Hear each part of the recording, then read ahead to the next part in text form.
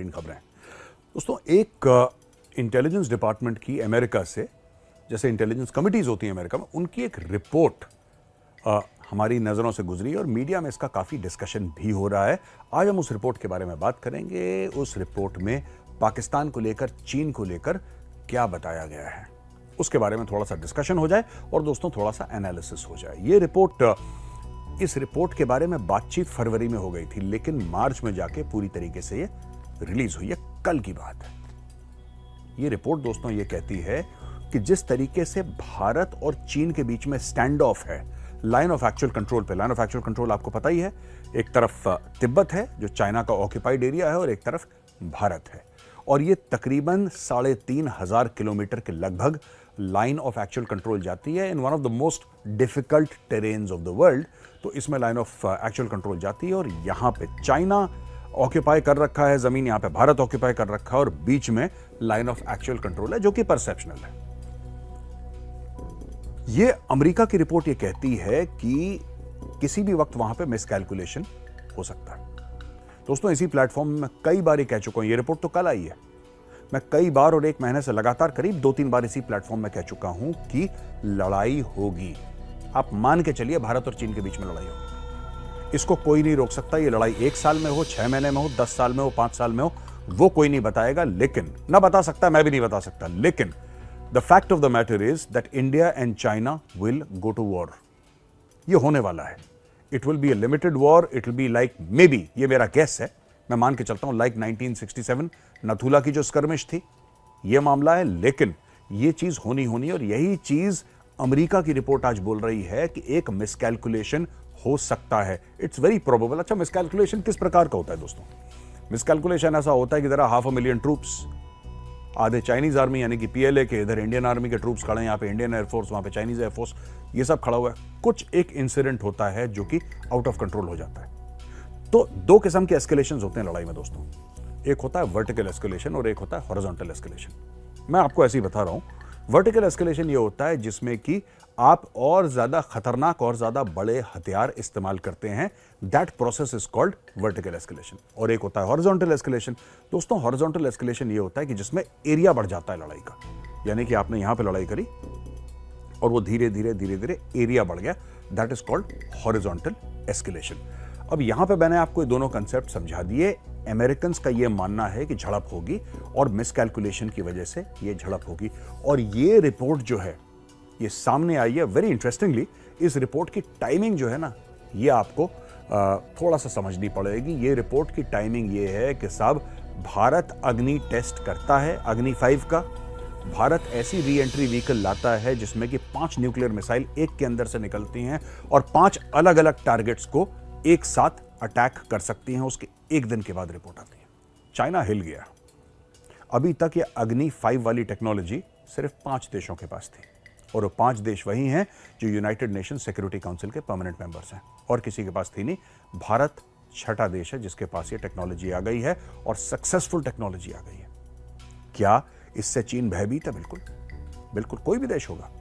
इसलिए चीन बार बार, और हमने डिस्कस भी करा था, बार बार चीन झूठ बोल रहा है इसके रेंज के बारे में। भारत ने बोला है कि इसका रेंज है 5,000 से लेकर 8,000 किलोमीटर। ठीक है दोस्तों, यानी कि ये एक प्रॉपर इंटरकॉन्टिनेंटल बैलिस्टिक मिसाइल है। चाइना झूठ बोल रहा है, चाइना कह रहा है नहीं, भारत ने गलत इंफॉर्मेशन दी है, इसका रेंज तकरीबन 13,000 किलोमीटर है। यानी कि चाइना जो है वो इसमें गलत फहमी डाल रहा है और अमेरिका और यूरोप को, खासतौर से वेस्टर्न यूरोप और अमेरिका को यह बताने की कोशिश कर रहा है कि साहब देखिए, कल भारत का अगर मूड खराब हुआ ना तो अग्नि 5 आपकी तरफ भी रास्ता कर सकती है। ये चाइनीज की मिस इन्फॉर्मेशन है। अब मैं आता हूं कि इस रिपोर्ट ने पाकिस्तान के बारे में दोस्तों क्या बोला है। ये देखिएगा, ये रिपोर्ट पाकिस्तान के बारे में कहती है, पहले मैं वो पढ़ के बताऊंगा आपको, और वो लाइन पढ़ने के बाद फिर मैं आपको एनालाइज करके बताऊंगा, और एनालिसिस में दोस्तों आपको मजा भी आएगा। देखिए, ये रिपोर्ट कहती है कि Pakistan long history of supporting anti India militant groups and India's increased willingness under the leadership of Prime Minister Narendra Modi to respond with military force to perceived or real Pakistani provocations raise the risk of escalation during a crisis. There remains the potential for an event to trigger a rapid escalation. अब ये पूरी story क्या है?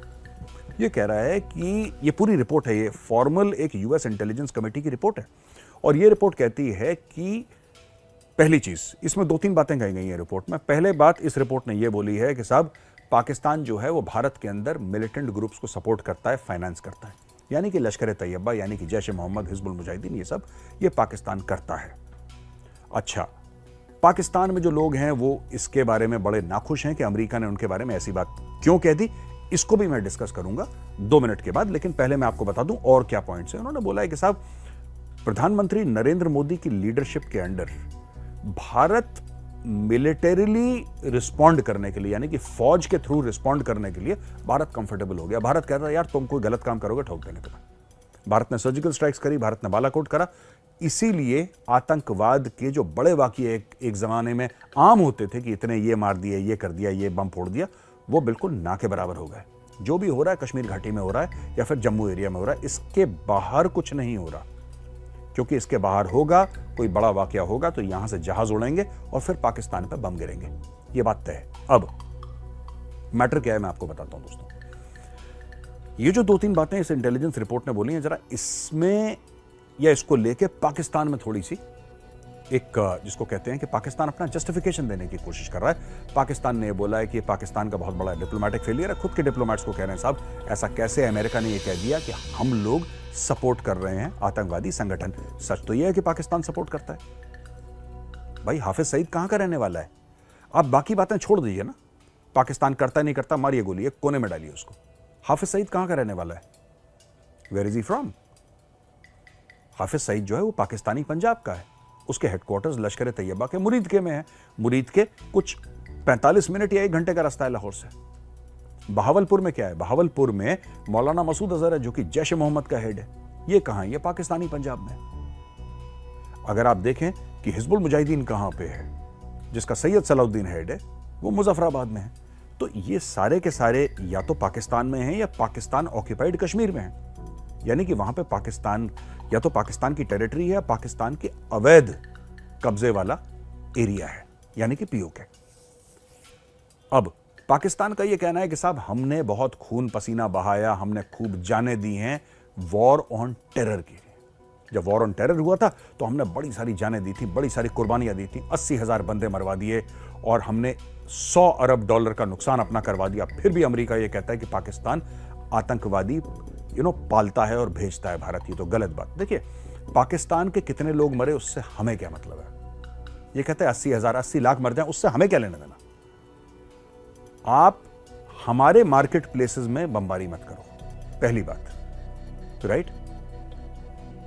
आपके बंदे एक दूसरे को मारें, उसका गाना हमारे सामने मत गाओ। हमारा एक लिमिटेड प्रॉब्लम है कि पाकिस्तान दहशतगर्द भारत भेजता है। पाकिस्तान अगर भारत दहशतगर्द ना भेजे तो हमें फिर कोई कंप्लेंट नहीं है। आप एक दूसरे के मस्जिदों में बम फोड़ो, गॉड ब्लेस यू।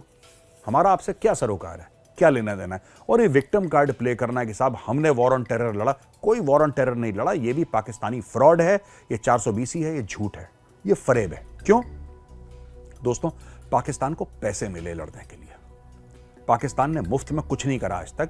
मुफ्त में ये लोग एक गिलास पानी उठा के नहीं पीते। इनको पैसे मिले, इनको अमेरिका से अरबों डॉलर मिले। उन अरबों डॉलर के एवज में इन लोगों ने अपने ट्राइबल एरियाज में आग लगाई, इन्होंने पूरे अफगानिस्तान में आग लगा दी।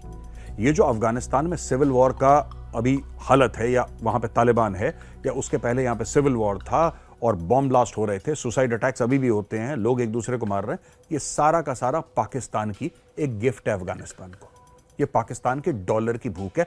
इसलिए एक कॉमन अफगान पाकिस्तानी से नफरत करता है। They hate Pakistan from the bottom of their